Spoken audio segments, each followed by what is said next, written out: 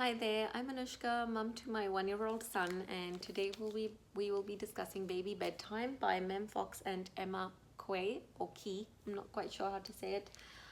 It has this mama elephant and baby elephant, and as we go through the book, on each page you'll have them getting ready for bed. So this little baby elephant wants to do anything but go to bed.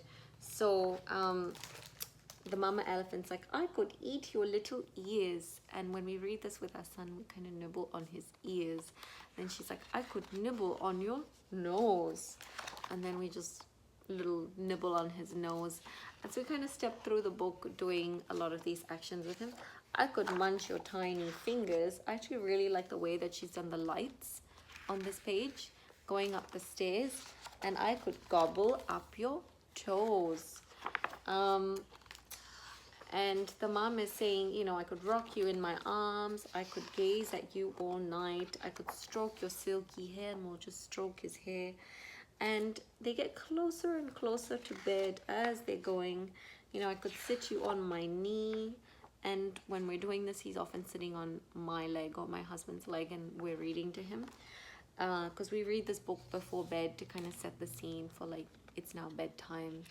And I could sing you all the songs my mother said to me, listen to you breathing.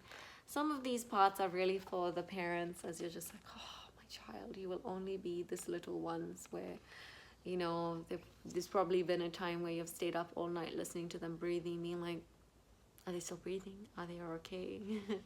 And maybe now while you're reading it to them, you're probably like, please go to bed. But there we go. And so they say, but there comes a time for sleeping, and that sleepy time is now.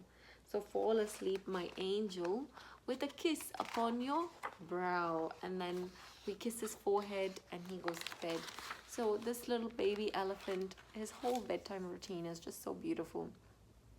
And mama elephant is putting him to bed. It's very soft, gentle, soothing kind of lullaby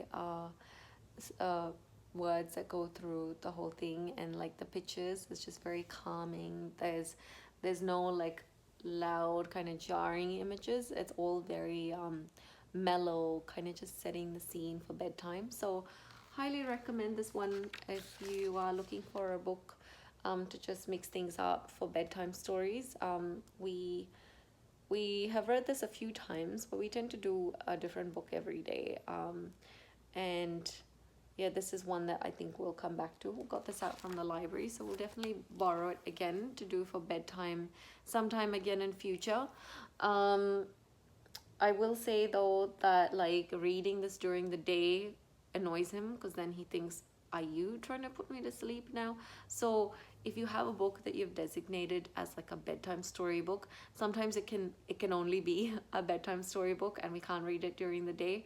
But see how it goes with your child. If they have the ability to like mix things up, and you know, you can read it other times, that's fine. But be careful about what you introduce as a bedtime story. And there's others that, you know, he will accept during the day. Like there's one called Triceratops Sleepover, and that's like a really fun book, but at the same time it's about them eventually going to bed at the sleepover. Baby Bedtime is not one of those books. It is our only bedtime book. So let me know how your child likes it, and how this goes for your bedtime. Thanks.